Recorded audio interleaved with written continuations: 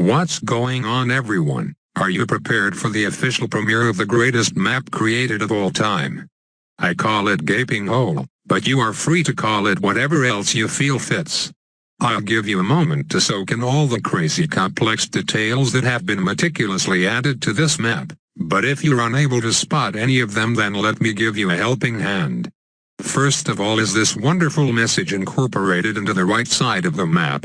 It is probably a good idea to follow the instructions of this message if you ask me, as it appears to be quite important for bringing you good luck for the next 5 years.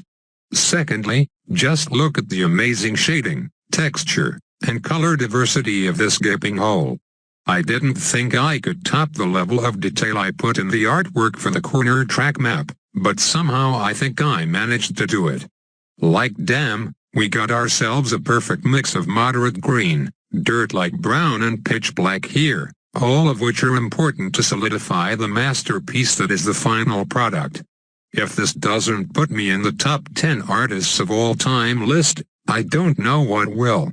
I mean, I'm sure a lot of people regard Leonardo da Vinci as one of the greatest painters ever, yet people really only gave a shit about one of his paintings, and I'd argue that both of my current works far exceeds the excellence of that painting. What a strange world we live in. Maybe I was just 500 years too late. Anyways, I think we've said enough about the artwork already, so how about we talk about the second most important part of custom map design, the gameplay. Perhaps not quite on the level of the corner track, but in a way this gaping hole is much more difficult in certain aspects. For one, you can pretty much cross off half the towers in the game because they'll be of no use on this track.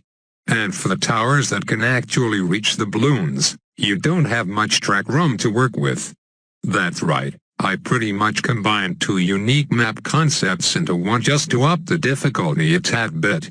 Nobody can deny a straight line map is infinitely more times more fun and difficult than your average cookie cutter track, and how about we slap on the short range tower restriction as well? Ninja Kiwi is really lacking on those in their current set list. Perhaps they should look into making maps like these so that the competitive players are forced to bring something other than Dart, Kappa.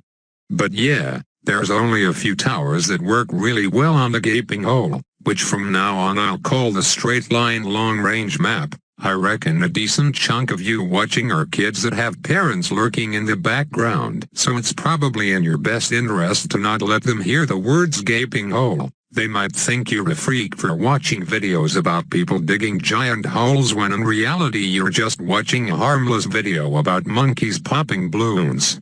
Anyways, even with the strongest of towers on this map like the helipilot and the aid of monkey boosts, it's near impossible to defend an all-out round 13 rush with classic arena rules. So with that being said, Tyler and I realized pretty quickly that to get the maximum value and fun out of the straight line long range map, we would have to play on everyone's favorite game mode with Bonanza. The perfect game mode actually, because on classic mode helipilot was pretty much your only option if you didn't want to get absolutely pummeled by spaced pinks and blacks. So let me just lay out all the plausible towers you can bring on this map before continuing with everything else. I think it's pretty important to address. First, the towers with infinite range. Dartling gun, the cross-map firing is nice. What isn't nice though is the angle. You aren't gonna accomplish much with low-level dartling guns focusing on fast balloons at a 45-degree angle. That's why it's pretty garbage on this map on classic mode, but on Bonanza a lot of your problems are fixed. You can afford to throw some of that excess money into stronger dartling guns, and there's one specific upgrade that basically gives the middle finger to the word angle. It's the Hydra rocket pods. They always make an explosion upon first impact, so you pretty much get maximum efficiency from your dartling no matter your tower positioning.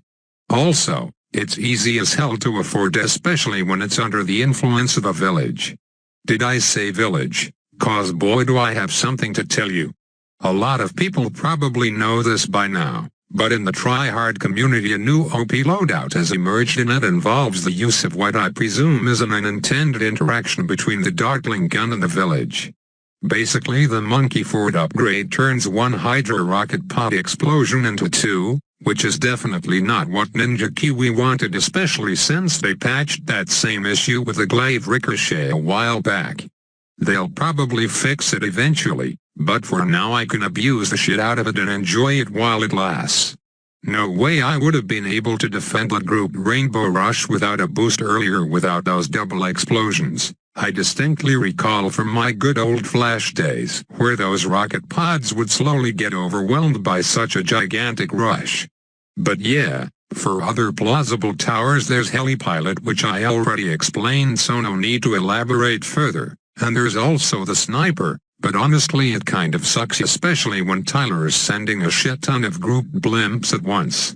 Even with a Dartling plus Village glitch it wasn't enough to defend. I definitely overestimated my defense there, but oh well, let's try again, but this time with a Helipilot instead of a Sniper. That should alleviate some of the pressure of always having to aim my Dartling gun perfectly. Plus Apache dart ships should work wonders against giant ZOMG and BFB rushes. Now the last plausible tower to pop balloons on this map, which isn't shown in this video, is the Mortar, and for good reason. The Mortar prefers curvy things and not straight lines. Couple that with the fact that its footprint is pretty much as big as a helipad and the map isn't long enough for Bernie stuff to utilize its complete potential, you get the point. That doesn't mean those are the only tower options you have though. While the rest of the towers don't have the range to reach the dirt track, some of their abilities can certainly come into handy. The Ninja and Ice Tower come into mind, as does shit like the Engineer Overclock and Spike Storm. And I guess Blade Maelstrom too, but I wouldn't count on it being of much use, lol. Maybe one day I'll get lucky with my fourth tower and have a better chance to defend what Tyler's about to pummel me with, because as you can see over on this side, he's also brought along farms, so he has a massive money advantage. As if they weren't already strong as hell on classic mode, their usefulness is tenfold on Bonanza. Just look at how much shit he can afford right now versus what I have. 4 fully maxed factories far exceeds a couple thousand of eco. Anyways, quick downtime, so let's chat a bit. Don't think that I haven't looked over all your map suggestions. I just wanted to get my own idea out of the way first, just to test the waters of my very first attempt at true map making. And I've seen some really good ideas in the comments, so I'll make sure not to disappoint. Although one thing's for sure is you're not getting a dildo bike map. I'm not looking to get demonetized here, guys.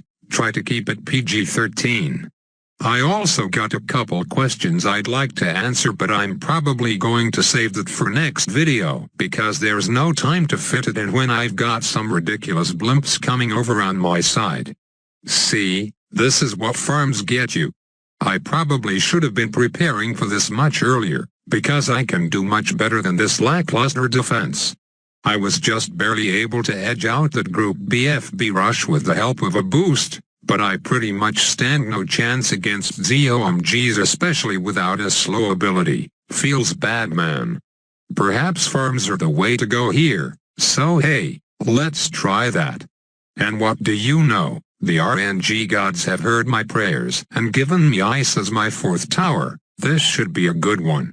Now I do lose out on a lot of firepower from the Apache dart ships, but that should be no issue if I just replace that space with more Dartling guns, unless Tyler plans something else up his sleeve. Cough cough.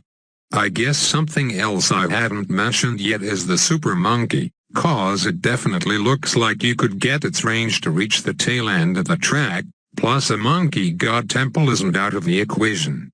Well, I tried that, and even with a village range upgrade, the non-temple Super Monkey falls just short of the brown track.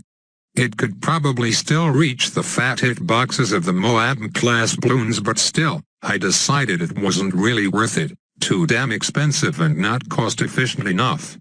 Anyways, surprise surprise, this is the trick Tyler's been hiding up his sleeve. Offensive push cobras, allowing him to send those deadly blimps much earlier than usual.